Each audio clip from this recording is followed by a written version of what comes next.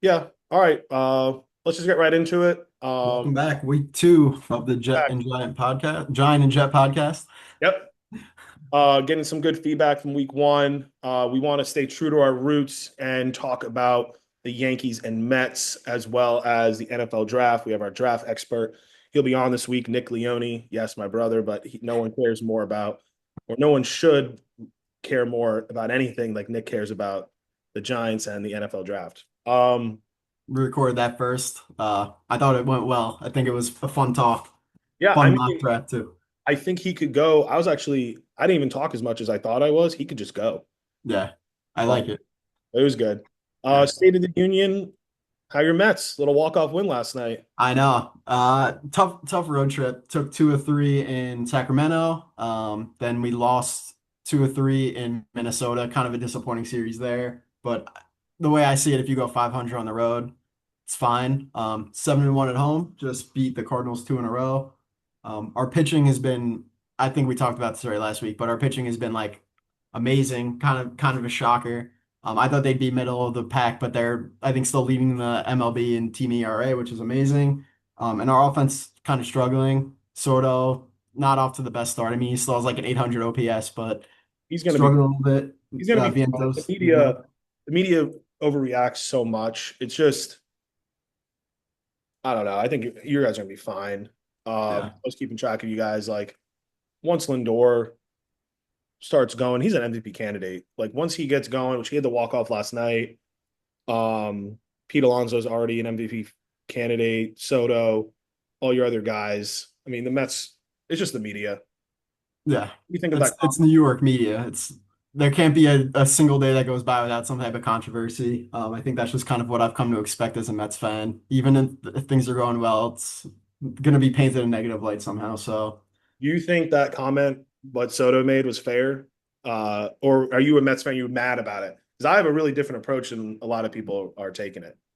I'm not. I mean, I wish he didn't say it. Like, it probably needed to go unsaid. Like, we all know Judge is like a generational player. I don't think he was. I don't think what he said was like necessarily wrong, but I don't know. He probably just could have kept it to himself. I think that's kind of the main takeaway I had. I think the media was kind of pushing him for a storyline, and he gave it to him on a silver platter. So I think he just said it in such a factual way. Like, why are you struggling? And he's like, well, because last year I had Barry Bonds behind me, and right now I have Pete Alonso. Like it's like I had Aaron Judge behind me. It's the dig is on Alonso, where it's like, don't say that. Like, don't like yes, it could be true. Like, oh, why are you struggling at this job? Well, at this job, you guys just don't set me up at the like I'm not being attacked. And it's like, okay, he shut cho- up. he chose to come here. Like, I don't understand Yeah, why. he's just like Like, he could huh? have Now gone I'm back here. to the Yankees and hit in front of Judge for the next 8 years or whatever Yeah. it is. I Like, mean, Judge is 32. You the next 3 to 4, you could have done the opt out thing. The next 5 years of your career, Judge would have been behind you, and you wouldn't have had a single problem. And you not think about that when you were making the signing the contract, like, yeah. um, And I think his struggle is just like kind of him being in that new environment, like new clubhouse, new teammates, new manager, yeah. all that stuff. So I think that plays a part into it. And I think he was almost kind of using it as an excuse for a slow start, like, which isn't really fair. I mean, Pete Alonso is hitting like almost 400, like, Yeah, he's raking it right now. If yeah. anything, Juan Soto, you're so good. Why don't we put you behind Pete Alonso? And like You protect him. you're not under. It's almost like you want to like correct him and be like, "Hey, Juan Soto, you're not getting it. You're the guy. Yeah. You're the person in the lineup who's protecting other people because you're so good. Yeah. You're not Robin anymore. Like you're fucking Pat Man. You just got a $700 million contract. You're the person. He'll be fine though. Yeah. I don't know. I went He's to still he still has some growing up to do. I mean, he's 26. Like, he's been in the league for a while, which is crazy, but he's still a young guy. I don't know. uh, He'll learn. maybe, hopefully, for your sake. Yeah. For my sanity. Like I hate it here. I've been watching so many memes, like when Will Smith's kid is the Karate Kid, and he's like, "I hate it here, and I want to go home." You're not going back to the Bronx, buddy. You're in Queens. Uh, man, that's so funny. The Yankees, my State of the Union. there's two things. One, I think our homegrown talent is good. I think Volpe, Wells, Bird, I'm not calling them all stars. I'm just saying I think what they're going to do is they're going to be good enough to where the vets, Bellinger, Paul Goldschmidt, Judge, Jazz, those young core is going to be good enough to win us about 95 games. I came to that conclusion this week because what we're going to do is we're going to beat the piss out of these terrible organizations like the Rays, The Royals, who the can't hit. Royals. Like literally, I'm watching the game a couple nights ago, and Bobby Witt's up, and they're talking about how great he is, and then we did a hanging slider, and he rocked it, and I was like, well, I have an idea. Why don't we not pitch to him? He hit a home run. I was like, well, if he's the only person on this roster that could damage that quickly, don't pitch to him. And the Yankees, they really can't do that to Judge because we're just too talented. Like we're not the Dodgers and we're not this and that, but like we're like the vets are so professional. I Yeah. went in person to George Steinbrenner Field in Tampa, and I was just watching them, and I was like, oh, we're just like relentless of how we approach it. Every at bat, we're gonna make you work. Every like it's just the Yankee way. We've been doing that since I was a kid. Like we're gonna make you work for every single at bat, and then we're gonna have situational hitting and talent to get us through. I Um, think they kind of went away from that before this year, though, and I think that was kind of their problem is they had some weak spots in the lineup. I mean, that was probably due to injury more so than anything. But you have JD Davis batting cleanup, or yeah, considering Dom Smith as a DH spot. I think they did well this offseason replacing Soto. they did. They As hard did. as it is to say. And if Rondon is average and Gil, am I saying that right? Deal. Gil, if he can come back and do what he did last year with this guy, Max Fried, that's three pitchers. And our closers, our 8 and 9 guy, are dominant. Weaver and Williams are just like I've been watching this past weekend. I know it's just the Royals and the Rays, but it's like if we have a lead in the seventh, it's over.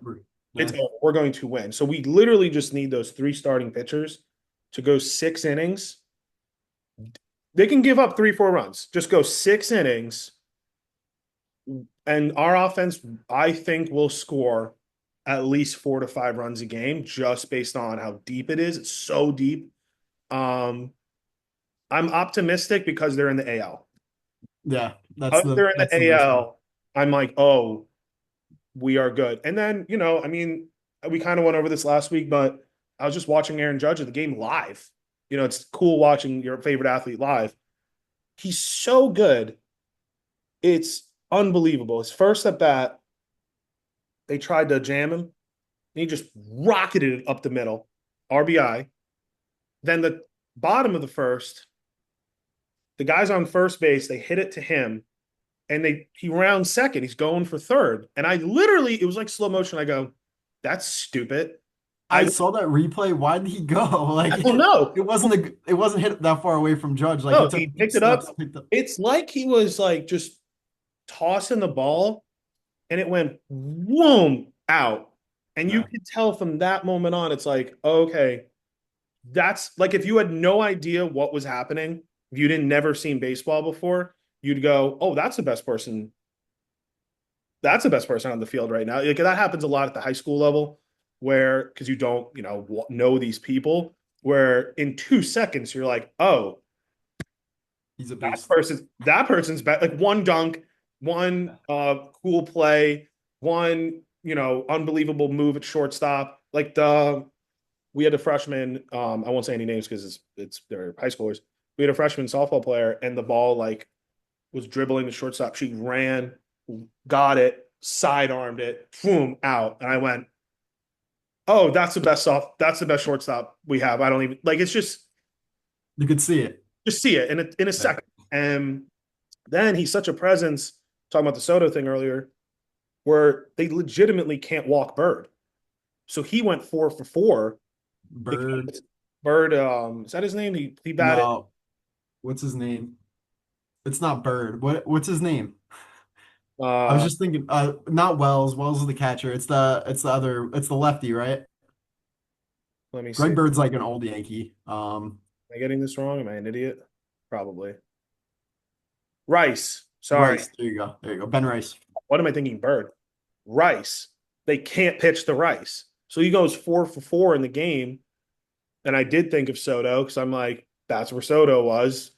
And then they're walking Judge constantly. Like it's not getting pitches, but when he does, he's rocketing them. He's the best baseball player I've probably seen. I always used to think A-Rod was, even though I don't like A-Rod. This guy's better. When He's you put up Babe Ruth numbers in 2025, 2024, like it's just yeah. there's I watched the last no comparison. 162 games. The Yankees threw out a stat that was like the last 162 games. Um, he had like 63 home runs, batted three something, had 157 RBIs. It's just It's not fair. I don't. he wins. I hope he wins because if he doesn't win, we're just simply as Yankee fans, we're just not gonna appreciate it as much. But my God, watching him in person and just even just standing at first base, I was like just a Goliath of a man.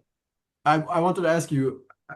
I'm sure you've been to Yankee Stadium. Well, yeah, I know you've been to Yankee Stadium, Tropicana. What's it like playing, or I guess watching a game in that minor league stadium that the Rays are playing in? I think that's kind of interesting. The Mets just played in Sacramento, and I was like, oh, this is cool. Like it's kind of a small time feel, but I was curious what So your I've thoughts done were. it twice now. I've seen a game in Dunedin when the blue during COVID, the Blue Jays were playing all their games here, and now here for the Yankees.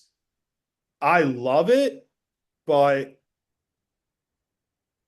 obviously I wouldn't want my team playing in a minor league ballpark. So selfishly, I love it because for one thing, the stadium's in the heart of Tampa Bay. So it is right across the street from Raymond James Stadium where the Bucks play. So it just makes logistically, there is no better place in all of Tampa to have a stadium. It's right on Del Mabry, which Del Mabry is like Fifth Avenue for Tampa Bay. Obviously not the same thing, but like it's right in the middle of Tampa Bay. It shares the parking lot. We took an Uber there for $9 from my apartment, which is right on. It's right near the International Mall. It just makes absolutely perfect sense for the Rays to be there. It was aggravating actually because I would love to go to more baseball games. The Yankees were there, so the tickets were a little more expensive. But an average Rays game, the tickets are under like $20. I would like to go after work, um, not drink, not eat. That's where they get you, and just like go to Yeah. games. And in St. Pete, you just can't. So every night I come home from work, I pass the stadium. It's completely sold out. It's where the Rays should be. It's cool because there's no better. Every single seat is a good seat. Yeah, So like that's cool. every seat is literally you're on top of them. Um, so that was fantastic. And then the Yankees kind of screwed the Rays.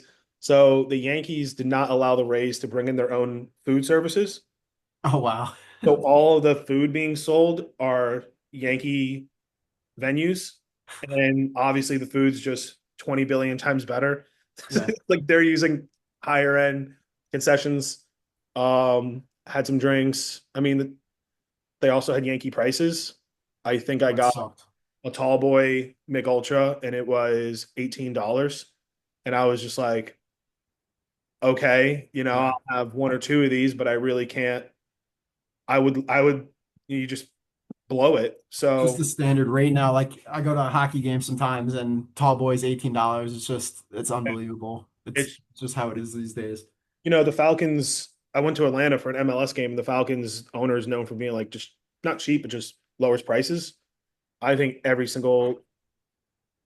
you really shouldn't have to bring your son to a baseball game and drop $200. Like I bought Allison some food, I bought Mimi some food, I bought her a drink, and I bought myself a drink, and it was $89. And I was like, okay, like we're done. Yeah. Maybe we'll go one more round, but then that's $200. Then you buy the tickets, and it's like, oh, now we're spending $500 to go to a baseball game and And if you drive there, you gotta pay for parking, and that's an extra 30 parking, $40. tables. You're It's an event. They So made it too expensive to for the average fan to go consistently. I think that's kind of one of the downfalls of the MLB. it's just it's a downfall because in the NFL there's so few games. You could maybe pull it off because you're only going to go to one game a year. But baseball was supposed to be like if we were both Rays fans and the Rays were playing on Del Mabry and you lived here, Bob, I'd want to go to A game a week. 15 to 20 games with you. A game of Uh, oh, let's say we were in college and we were roommates like the way we were. It's like, well, let's go this Thursday, let's go this Friday. But now you just can't. You just can't afford I can't afford it no. to go to one maximum 2 games a year. And if I want to go to more than that, I can't drink, I can't eat. No. Because you'll end up spending thousands of dollars. It's No. I had season tickets or have season tickets and I had for the Sabres and I had to give away some. You just can't. Like, I didn't get any drinks, no food when I went. I'd have to eat beforehand, drink beforehand if I wanted to.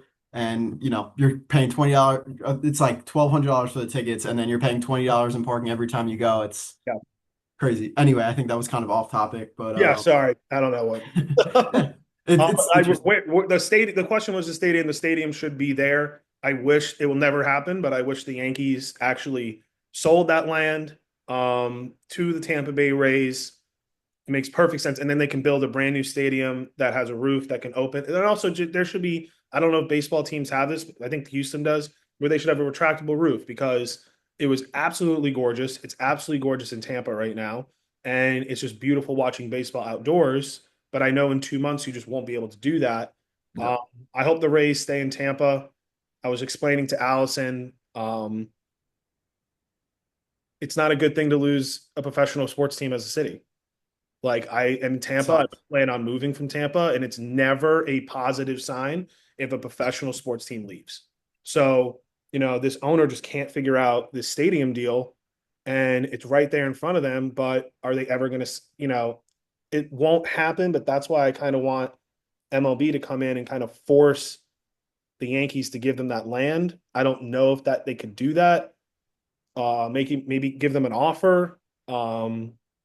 Maybe take away this won't happen, but like maybe take away luxury tax for a year or two. I don't know, but that's where the Rays should be. It was it was a great experience in a minor league ballpark. You're right on top of them. It's a 2 minute drive from anywhere in Tampa, and that's where they should be. Yeah. So that The was my problem with the Rays is that it's all transplants that live down in Tampa for the most part, so they're already Mets fans, Yankees fans, Red Sox fans, and they just don't care about the Rays enough to go every single time, or at least I feel like that's a decent portion of the population. Where in New York, you're going to be a Mets or Yankees fan. Boston, you're going to be a the Boston fan. Lightning, but the Lightning sell it every single game. Yeah, Die-hard Lightning fans. Maybe that's a hockey. That's a hockey thing. yeah, I just don't know. not as strong ties to, and the Lightning have been so good for so long too. I think that helps it. I know. Two random subjects, and then we'll finish with a little Lee Corso action. Simple question. I was thinking about this because the playoffs are about to start. If the Warriors and the Lakers reach the conference championship, would that be the highest rated non-finals games ever? Because you have Luka, LeBron, Steph Curry, Jimmy Butler's there, but like just those three. Would you tune in? You're not an NBA guy. Would you tune into that? Probably later in the series. Games 1 through 3, probably not. If it gets intense, I'll definitely turn it on.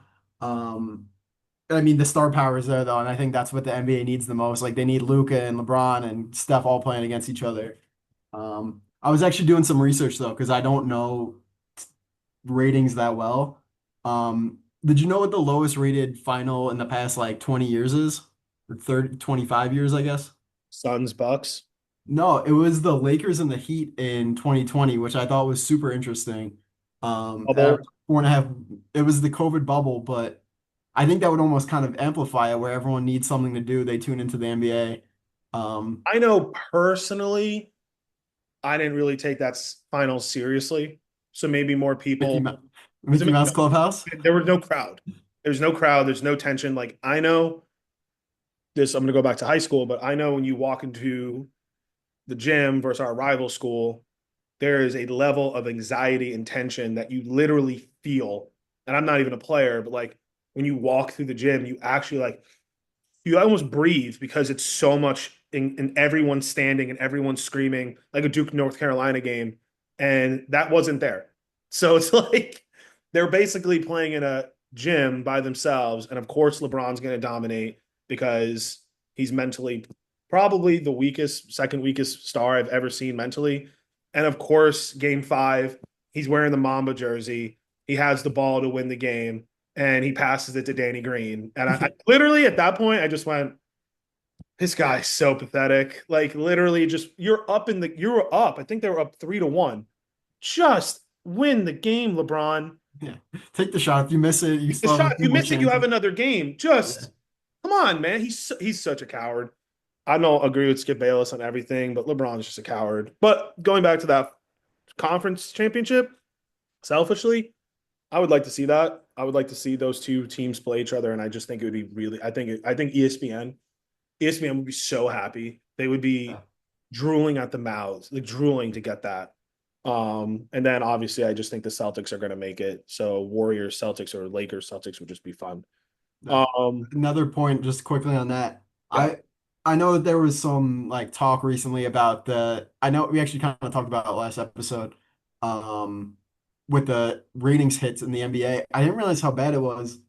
2010 through 2019 averaged 9.5 million watchers for the finals. Can you guess what the average viewership is from 2020 through 2024? 6. Five and a half. It's almost halved. It's kind of that's crazy. Like that's a Oh, real wow, problem for the NBA. you don't watch it. I know. I used to watch it too when we were My in college. dad, I watched it all the time. my dad was a diehard NBA fan. He doesn't watch it. No, I don't really. A lot of people just are tuned out for a lot of different reasons, but they just don't watch it. Yeah. I don't watch it. Well, I'll watch. Sometimes I'll literally come home from work super late. I'll watch a TNT halftime report and then I shut it off. Like I Yeah. don't watch it. I just keep up with it and I'll watch like highlights and I'll just see what happens. But I'm not sitting down watching an NBA game. Where in college, I think I watched a complete Miami Heat game. I think I watched 60. Like I watched every Miami Heat game. Heat Pacers, I would not even move. Heat The Spurs, uh, Lakers or no, Warriors, Thunder when Curry Warriors, hits the Thunder. half Yeah, court double bang. there were so many storylines, and it just seemed like everyone cared. Not the media, the players. Like it just seemed like, and it seemed, you know, I just insulted LeBron James, and now I'm going to compliment LeBron James. It seemed like he tried every single night. Like it seemed like he was putting on a show defensively and like every single game you were going to get a dunk you've never seen and a chase down block you've never seen. I'm going to give the same thing to Steph Curry, Kevin Durant, Kobe Bryant, Russell Westbrook. Um, they just seem to be going at it. I mean, even Dwight Howard on the Magic, even those days where Dwight Howard was like average, he had like 20 rebounds, 25 points. It was like this guy's a monster. And now it's just Meh. care. I don't LeBron is older too, so I mean he kind of has an excuse. He can't go hard care. 18 LeBron games. literally can't. Yeah. He literally is like, if I go as hard as I can, I'll last 2 games. I have to pace myself. The problem is maybe it's follow the leader. All these other players are doing that now. And it's like, well, no, LeBron's 40. He can do that. I'm not going to be mad at LeBron for doing that. Like Anthony Edwards, you can't do that. You Yeah. have to be attacking this basket relentlessly. And that's the other issue. You mentioned all those stars from when we were in college and all that stuff. I don't think they have that same star power, which I think also hurts them pretty badly. Like Steph's coming to his end, LeBron, Yeah. um, all those guys. Like Luca and Ant are the two big ones. But besides that, like Shane Gillis Alexander. yeah, SGA. Yep. There another problem to the NBA, which this is their own problem, is they made it so that the contract situations, no one is ever going to leave the team that drafted them because you can make, let's say, 300 million if you stay with the team that drafted you, or you can make 110 if you go into free agency. So you have Giannis as a star, Shane Gillis Alexander, Luca, not Luca, Jokic. They're all in these franchises that, to be quite frank, no one cares about. So Smaller they're cities. just smaller cities. So like Giannis, I'm not watching Giannis. Just like Kevin Garnett, no one was really watching him on the Timberwolves. Then he went on the Celtics, and he's on ESPN every single night.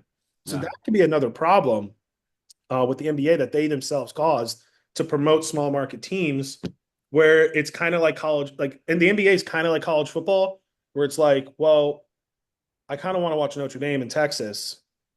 I don't really care that Boise Arkansas is State. good. I don't care that Missouri is good. I'd rather watch. This is how stupid I am. I'd rather watch an LSU average team or Texas A&M average team over a uh, Illinois. Illinois, an Iowa who Yeah. dominating. Indiana. In Indiana, it's dominating. It's like, well, you're not Ohio State, so it's just It's branding. branding. Yeah, but then again, when LeBron was on Cleveland, no one cared if he was on Cleveland. It was a must watch. Yeah. But I mean, anyway, we should Hometown. It's LeBron. I don't know. we talked about college football for a quick sec. Did you keep up with the Nico Tennessee quarterback thing? I read into it a little bit. Not super on my radar, but I did read some articles about it a couple days ago. Um, so you want to give a summary of what happened? It seemed like he agreed to this contract, 4 years, 8 million. Yeah. Is that what it was? And then all of a sudden he's like, "Hey, why am I only getting paid $2 million a year? I want more. So I'm gonna show up, do all the practices." his dad is his agent. And basically, what keeps happening every year, it's the same thing as the NBA or football, for example. The market just keeps getting reset. So he basically was like, well, I want 12 million because some kid from Michigan, Dave Portnoy helped, he got 10 million. And so Nico was getting paid 8. He was like, well, I'm better than him. I want 12. And it's just like it's basically it became big news because it's the first time a college program was like, okay, bye. Okay, no, See ya. see ya. We can't do this. It's it's the office. Like, Michael, that's irrational. It's irrational to pay people that much, and you're just not that good. And so he ended up going to UCLA for less money than he was getting at Tennessee. So he went into the open market and no one was willing to pay him because then Tennessee trashed him and said he's a me guy, he's not a team guy. So everyone's like, all right, bye. Is there almost a problem with the NIL the way like they rolled it out so quickly? It was like not you can't get paid, you can't transfer, and then all of a sudden it just got all thrown at them at once. And I feel like they didn't quite do what they needed to do almost in getting it set up so it works properly. NIL is a complete disaster. Yeah. NIL is absolutely insane. I could talk about this for 2 hours, maybe during the summer when we don't have anything to talk about. I could do a deep dive Yeah. in NIL because it's Dog days of summer. there's NIL of high school athletes. And That's crazy. I didn't know that. you didn't know that? No, I didn't know you could be an NIL high school guy. We had an athlete at my school. Once again, they're kids, so I'm not going to say names. We had an athlete at my school get an NIL deal going into his senior year. So he was a junior of $2.6 million. So how in the world are you going to go tell a kid, hey, you better pay attention in physics right now? Do you need this one day? And he's sitting in a classroom and he is literally right there in that moment a multi-millionaire before college. Yeah, that's crazy. It's crazy. It's a whole thing. I won't say any names of schools. There was a school in my area with a top end quarterback, and they wanted to keep him, obviously. And another school in my area put together with their booster club around $100,000 to give to the kid to switch schools. So then his school, this is not mine. So then his school had to raise $100,000 to keep this kid. These are high schoolers. Is it I can see it being worth it to college because you could get extra admission, branding like we were talking about. It doesn't make a lot of sense for me for high school to pay these guys so much because what do you really get out of it other than some recognition? Like, I guess you get more enrollees, but what's the end goal? The end goal for because I'm in it, football is king down here. Yeah, And basically this is stupid, but how well your football team does Well, there's a direct correlation of how much people are willing to give back to the school. So you could raise tuition for everyone else when your It's football. it's not even about tuition. So it's about like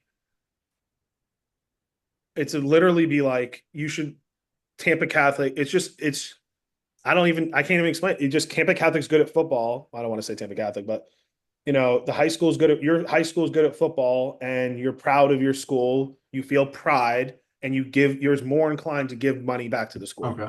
Like FAU just went to the Final Four, you might want to give money back to the school. Like, and Yeah. it happened. FAU's donations quadrupled after their Final Four run. There's just a sense of pride that people Okay. feel. So you It's more base about boosters than anything else. yeah, you want like baseball has a little less NIL, but you rejuvenate a baseball team and all the alumni from the 70s and 80s are like, I'm going to go back to Tampa Catholic and watch this baseball team. They're worth watching, and then they're going to donate money.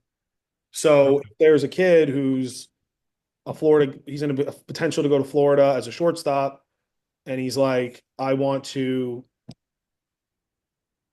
get paid for this. So the rule for high school is the high school cannot give money to the athlete. Someone else has to. But then that's such a weird lump because then that's recruiting. But if you own 25 Chick-fil-A's and you went to, a particular high school and you want that kid to come here, you just be like, hey, you're going to be the NIL of Chick-fil-A in Tampa. We're going to give you 25 grand and Come do boom, some signings. come do some. And then literally, no, just go to that school. No. That's happening everywhere in high school. High school NIL is real.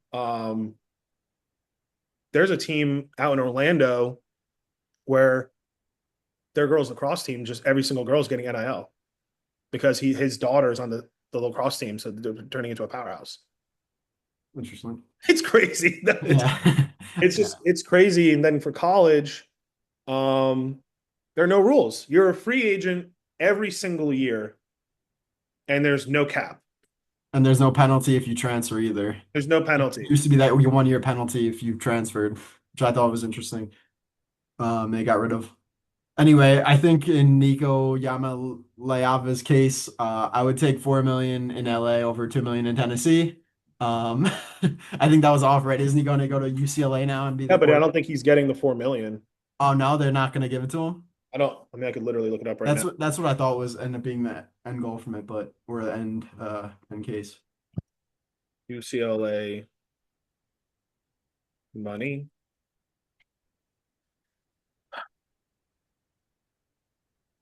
Yeah, he has to go to. He's going there in a discount now. Oh wow, Yeah, Tennessee really raked him over the coals and on the way yeah, out. he's going there. He's going there on. Not only is he going there in a discount, but let's just include taxes. He's making way There's less. no state income tax in Tennessee. He's probably Yeah, losing half of his money. no, So his dad kind of messed. It's a Scott Boras situation where his dad was like, "My son's worth it. We're going to gamble," and then no one took him. they overplayed his hand. He overplayed his hand. I guess my only other question on this topic before we move on, these guys who are going to be staying in college for so much longer because it's almost worth it to them financially, is it going to be better or worse for the NFL, do you think? So let's say, I mean, I guess it kind of depends on position, but you have a guy who's going to stay in college for 5 years now coming out. It's going to kind of ruin his age almost when he gets to the NFL. But I guess it also makes him a little bit more sharp in terms of play. What are your thoughts? I don't know about the quality of player going to the NFL. What I do know is that more and more kids are just going to stay in college Yeah, because the best example I can give is the Texas quarterback Ewers. You can literally be making $2-3 million out of college as a 23-year-old, or you can go in the NFL draft, be drafted in the fourth or fifth round, and get a $500,000 paycheck, and then you can get cut. Why leave? yeah. Like, legitimately, unless you're going to be like an Arch Manning or a Joe Burrow, where you're going to go number one, why would you ever leave college? And then on top of that, you're still 22. College is fun. So, like, you're probably a god on that campus. You're not taking any courses at this point. Your fifth and sixth year. Like, I remember Marcus Mariota, his only class was golf his last year. Like, he literally just went to one golf class and was like, yeah, I want to learn how to play golf. Like, you just, why leave? And the atmosphere and the notoriety is almost as big as the NFL. It's not obviously as big, but like if you're a star quarterback in the South here, you are big. You are everything Uh, to your school. SEC football.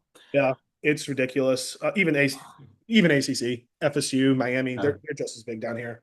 Um, like if Cam Ward wanted this, Cam Ward's going number one. But if Cam Ward, let's say, was going to the second round, come back, make $2 million, and the yeah, boosters will collect that money. So it's a really, I don't know what they'll do in the NFL, but is eventually people will have to leave. Colleges will have to force them to leave. But what it's the actual effect of it, like I said, I could go into do this for hours. What's actually happening is it's affecting the high school students. So no one wants high school students anymore. So what they want are transfers who are developed. So basically what's happening is let's say you have anything besides a 5-star recruit, so even 4 stars, they're no longer going to SEC teams. They are only getting offers to like a Boston College or FAU. FAU or even them, not really. Like you're going to probably have to go play at a D2, D3 because what these college coaches want is they'd rather a 22-year-old who's played 4 years of college ball, fully developed, fully mature. Your body's totally different, and take him over an 18-year-old and develop him. That So makes sense. it's a crazy, crazy thing right now that's happening with high school students, like baseball, for example. Every single baseball player that's good, like we had a player who was committed to Ole Miss, and they retracted his offer, and now he's going to a JUCO college. You literally cannot get a scholarship to an SEC team because they're only taking the 22, 23, 24 year olds. So it's really this rule isn't affecting the NFL, it's affecting high school. And then after this, I swear I'll stop. What's actually happening at the high school level now is what teams are doing at the very, very high end of high school football is they're not taking eighth graders coming into ninth. They're using the transfer portal. So, for example, I'll just use private schools because private schools down here are usually the better schools. What the private high schools here will do is they will take in 15 to 20 transfers, usually from public schools, after they've proven themselves for 1 or 2 years. And then their junior and senior year, take them in. So, like, there's a school in our area that keeps going to the state championship. They have literally a brand new roster every year. And they take 20 transfers in who are seniors. So So what's the limit to this? Like eventually we're going to be recruiting third graders to there, like I could go for hours about this. There is no limit. It's insanity down here. I go up to people and I'm like, you don't even understand what's happening here. Um, every single year, like I always say, it's legal to recruit our own players. So I literally have to go up to our star athletes every single year and be like, what can I do to make you stay? How can I help you to make you keep you here? And I'll give you an example that I can say is this dad was like, well, listen, we're a little frustrated with gym space and we want more gym space to train. And right now we're not getting that. And I was like, I'll fix that. And I will go out of my way to open the gym for him every single time he wants it because he could transfer. no. So That's now we're doing that at the high school level all the time. Give a lot of power to the players. And I don't know if I guess it can reach a point where it's a bad thing, but see. We had a kid, we have a lot of kids. We'll go to at the top end football players, we'll go to at least two, but sometimes they'll go to 4 schools in 4 years. Transfer, transfer, transfer, up higher. So like you'll start at I'll use college so I won't get in trouble for high schools. You start at FAU, you transfer to Miami, you transfer to Georgia. And that's what that's happening at the high school level. We're not going to say the schools, but you're starting here, you do well, you come to here, and then you end up, we use this school as an example, you end up at St. Thomas Aquinas. That's crazy. I feel like it's bad for the education too. Like how many of these guys are going to end up being They're NFL not, they're players? not, they're not being educated. Yeah, that's not good. Well, because then you have a school like mine and other schools are like, we're not dropping the standard of education. Like you have to still be educated. And they're like, okay, well then bye. Yeah, that's crazy. it's That's it's not good. trust me, I know I just talked a lot, but I could go for 4 hours about NIL because it's just my job. Yeah. All right, last one. We talked a lot about the NFL draft, but so if you're how I'm going to cut this is probably that'll just be a whole different thing. Lee Corso is retiring. Just a little shout out. I love Lee Corso. I don't know if you watch College Game Day. Yeah. I love that guy. Love the tradition of the mascot heads, all time. He was kind of losing it towards the end, He which was. is sad. So it does suck to see him leave, but it probably was his time. Yeah. Um, Clip I mentioned this in the group chat. Clip I always think of when I think of Lee Corso when he calls that little kid a midget. He goes, "Not so fast, midget," and then he puts on a different head. I love that.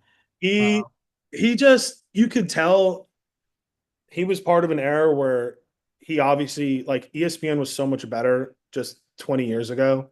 You yeah, can tell like all the guys from ESPN. I wrote down who would I not want to retire, like Pardon the Interruption.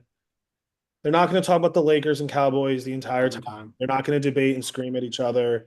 They're just like genuine journalists who are like knowledgeable and they care. You could just tell Lee Corso was part of that generation where like if he could, he would do this forever. Yeah. And like, give me that hand, just put it on. Everyone goes crazy. I was showing Allison some clips. She was like, "Who is that?" And I was like, and she was like, "Why are they all screaming?" I was like, "He picked the school." And she was like, "How many people are there?" And I was like, "Thousands." Yeah. Like, Tens of thousands. I went to a college game day my freshman year. I was at FSU Miami. So I saw him put on something. It was really cool. That was a great experience.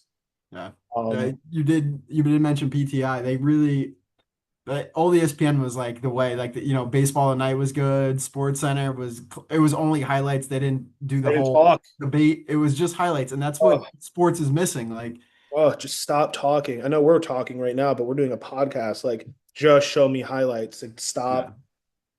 Just show me highlights and just, I mean, there's 16 baseball games going on at night.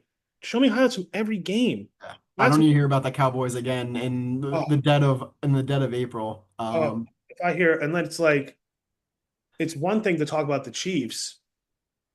They're winning Super Bowls. Like the Cowboys, they're not good. I don't care.